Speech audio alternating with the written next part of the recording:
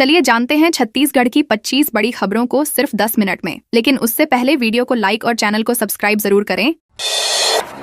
Budget पेश करने से पहले कांग्रेस पार्षद दल ने जताया विरोध। रायपुर नगर निगम का 2026-27 का करीब 1,600 रुपए का बजट पेश होने से पहले ही सियासी माहौल गर्मा गया। कांग्रेस पार्षद दल ने वादों को लेकर विरोध जताते हुए हाथों में पोस्टर लिए वादा तेरा वादा गाते हुए सदन में एंट्री की। इस पर सभापति सूर्यकांत राठौड़ ने नाराजगी जताते हुए कहा कि तख्तियां हटाने के बाद ही कार्यवाही शुरू होगी। विपक्ष ने अधूरे वादों पर पहले चर्चा की मांग रखी। इस दौरान सभापति और एमआईसी सदस्य मनोज वर्मा के बीच तीखी बहस भी हुई। हंगामे के चलते कुछ देर के लिए कार्यवाही प्रभावित रही और माहौल तनावपूर्ण बना रहा। शराब पीकर गाड़ी चलाने वाले 159 लोगों पर एक्शन। रायपुर पुलिस ने शहर में नशे में वाहन चलाने वालों के खिलाफ बड़ा अभियान चलाते हुए 159 ड्राइवरों पर कार्रवाई की। रविवार रात 8 प्रमुख पॉइंट्स पर सरप्राइज चेकिंग की गई, जहां ब्रीथ एनालाइजर से जांच के दौरान बड़ी संख्या में लोग नशे में वाहन चलाते मिले। यह अब तक का सबसे बड़ा आंकड़ा है, जिसने पिछले रिकॉर्ड को भी पीछे छोड़ दिया। साल 2026 के सिर्फ 3 महीनों में ही 1580 मामलों में कार्रवाई हो चुकी है, जो 2025 के पूरे साल से ज्यादा है। पुलिस अब आरोपियों के लाइसेंस सस्पेंड कराने की तैयारी कर रही है और अभियान लगातार जारी रहेगा। दुर्ग में 4 दुकानों में लगी भीषण आग। दुर्ग जिले के मोहन नगर थाना क्षेत्र में रविवार देर रात एक फुटवियर दुकान में लगी आग ने विकराल रूप ले लिया और आसपास की दुकानों को भी चपेट में ले लिया। इस हादसे में करीब 1 करोड़ रुपए से अधिक का सामान जलकर राख हो गया। आग इतनी भयंकर थी कि दूर दूर तक लपटें दिखाई दे रही थीं, जिससे इलाके में अफरा तफरी मच गई। दमकल की टीमों ने करीब 5 घंटे की कड़ी मशक्कत के बाद आग पर काबू पाया। प्रारंभिक जांच में शॉर्ट सर्किट को आग का कारण माना जा रहा है। फिलहाल नुकसान का आकलन किया जा रहा है। शॉर्ट सर्किट से मजदूर महिला के घर में लगी आग। रामानुजगंज के वार्ड नंबर 7 में शॉर्ट सर्किट के कारण एक मजदूर महिला का घर जलकर खाक हो गया। आग इतनी तेजी से फैली कि घर में रखा सारा सामान कुछ ही देर में नष्ट हो गया। पीड़ित महिला राधा सरकार के अनुसार करीब 1 लाख रुपए से अधिक का नुकसान हुआ है, जिसमें राशन, कपड़े, बिस्तर और नकदी शामिल है। स्थानीय लोगों ने तुरंत बिजली सप्लाई बंद कर आग बुझाने का प्रयास किया, लेकिन तब तक काफी नुकसान हो चुका था। घटना के बाद प्रशासन से पीड़ित परिवार को राहत देने की मांग की जा रही है। मालगाड़ी से कोयला चोरी करते मजदूर को लगा करंट। कोरबा चांपा मार्ग पर उरगा थाना क्षेत्र में एक मजदूर चलती मालगाड़ी से कोयला चोरी करते समय हाई टेंशन लाइन की चपेट में आ गया। 11,700 रुपए का 1000 वोल्ट के करंट से वह बुरी तरह झुलस गया और उसकी हालत गंभीर बनी हुई है। बताया जा रहा है कि गैस खत्म होने के कारण मजदूर कोयला निकालने की कोशिश कर रहा था। जैसे ही वह मालगाड़ी पर चढ़ा, ऊपर से गुजर रही बिजली लाइन से संपर्क में आ गया। घटना के बाद मौके पर अफरा तफरी मच गई और घायल को तत्काल अस्पताल पहुंचाया गया, जहां उसका इलाज जारी है। बेमेतरा में स्वास्थ्य केंद्र निर्माण पूरा करने की मांग। बेमेतरा जिले के देऊर गांव में प्राथमिक स्वास्थ्य केंद्र का निर्माण कार्य 1.5 साल बाद भी अधूरा पड़ा है, जिससे ग्रामीणों में नाराजगी बढ़ रही है। वर्ष 2023 में तत्कालीन मुख्यमंत्री भूपेश बघेल ने इस केंद्र की घोषणा की थी ताकि आसपास के गांवों को बेहतर स्वास्थ्य सुविधाएं मिल सकें, लेकिन निर्माण कार्य अब तक पूरा नहीं हो सका है। ग्रामीणों का कहना है कि इलाज के लिए उन्हें दूर दराज के अस्पतालों में जाना पड़ता है। उन्होंने प्रशासन से जल्द निर्माण पूरा कराने और स्वास्थ्य सेवाएं शुरू करने की मांग की है।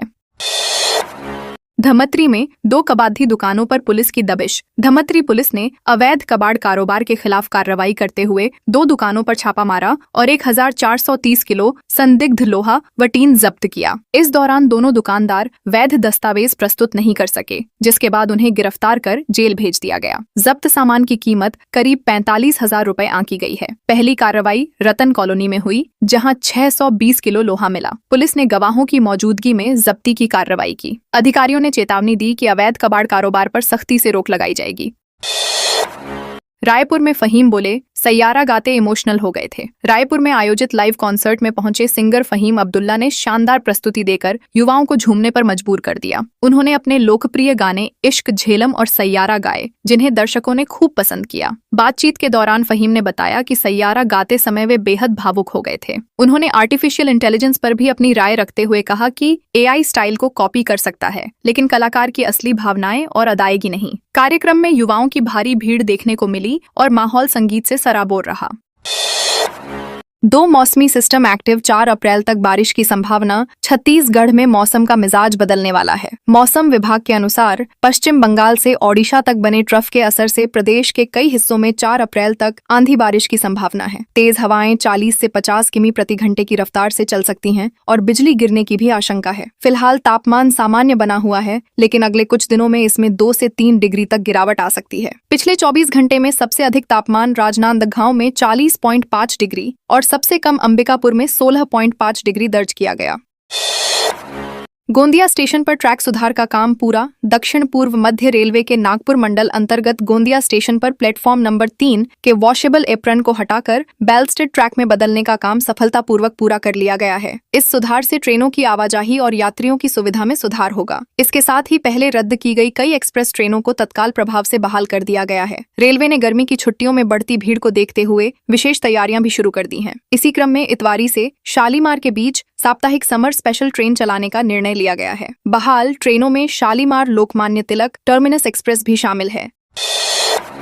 रायगढ़ में रेप पीड़िता को जान से मारने की धमकी। छत्तीसगढ़ के रायगढ़ जिले में रेप पीड़िता ने आरोपी और उसके साथियों पर केस वापस लेने के लिए धमकी देने का गंभीर आरोप लगाया है। पीड़िता ने महिला थाने में शिकायत दर्ज कराई है। उसने बताया कि आरोपी ने शादी का झांसा देकर वर्षों तक शोषण किया और आपत्तिजनक वीडियो भी बनाए। पुलिस ने पहले आरोपी को गिरफ्तार कर जेल भेजा था, लेकिन जमानत पर रिहा होने के बाद वह पीड़िता पर दबाव बना रहा है। अब पीड़िता ने अपनी जान को खतरा बताते हुए सुरक्षा की मांग की है। पुलिस ने मामला दर्ज कर जांच शुरू कर दी है और आरोपियों की गतिविधियों पर नजर रखी जा रही है।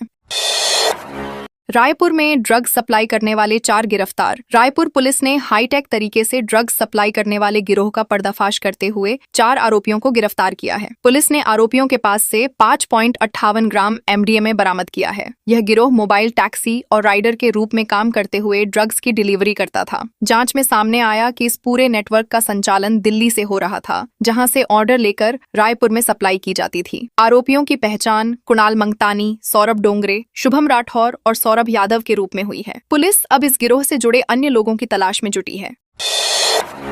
कारोबारी के घर से 17 लाख कैश चोरी। राजधानी रायपुर के सिविल लाइन थाना क्षेत्र में एक कारोबारी के घर से 17 लाख रुपए नकद चोरी होने का मामला सामने आया है। पीड़ित नमित कांकरिया ने बताया कि उन्होंने रकम अलमारी में सुरक्षित रखी थी, जो अगले दिन गायब मिली। घटना के समय घर में किसी जबरन प्रवेश के संकेत नहीं मिले, जिससे चोरी संदिग्ध बन गई है। पुलिस ने मामला दर्ज कर जांच शुरू कर दी है और घर के आसपास लगे CCTV कैमरों की फुटेज खंगाली जा रही है। पुलिस इस बात की भी जांच कर रही है कि कहीं किसी परिचित या अंदरूनी व्यक्ति की भूमिका तो नहीं है।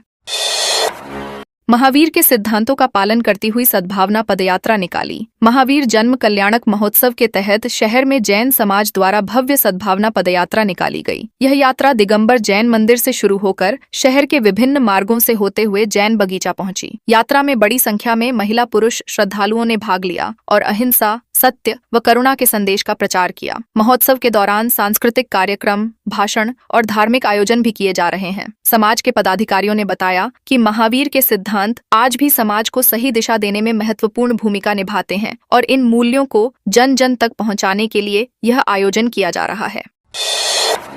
बात बंद करने पर युवती को रास्ते में रोका, धमकी दी। कोंडागांव जिले में एक युवक ने एकतरफा संबंध खत्म होने से नाराज होकर युवती पर हमला कर दिया। जानकारी के अनुसार युवती ने परिवार के कहने पर आरोपी से बात करना बंद कर दिया था, जिससे नाराज युवक ने रास्ते में रोककर उस पर चाकू से हमला कर दिया। गंभीर रूप से घायल युवती को अस्पताल में भर्ती कराया गया है, जहां उसका इलाज जारी है। पुलिस ने त्वरित कार्रवाई करते हुए आरोपी को गिरफ्तार कर न्यायिक हिरासत में भेज दिया है। इस घटना से क्षेत्र में दहशत का माहौल है और पुलिस ने लोगों से सतर्क रहने की अपील की है।